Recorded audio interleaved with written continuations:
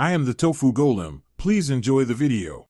In this video, I will explain how to open your VW Tiguan boot from inside. First, locate the emergency release handle. It's typically a small, glow-in-the-dark or brightly colored lever, often near the latch mechanism on the inside of the boot lid. Once you find it, simply pull the handle firmly towards you.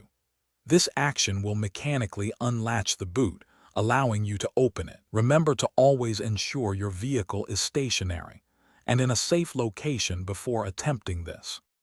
The emergency release is designed for situations where the electronic release fails or you need to exit the boot quickly. It's a small, often glow-in-the-dark or brightly colored lever, typically yellow or white, located on the inside of the boot lid. You'll usually find it near the central latch. A single, firm pull on this lever will mechanically disengage the boot lock, allowing it to open. This is a direct mechanical override, so it works even without power. Safety is paramount when using the internal boot release.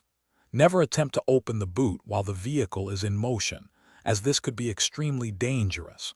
Always ensure the car is completely stopped and in a safe, well-lit area. Be aware of your surroundings to prevent accidents or injuries.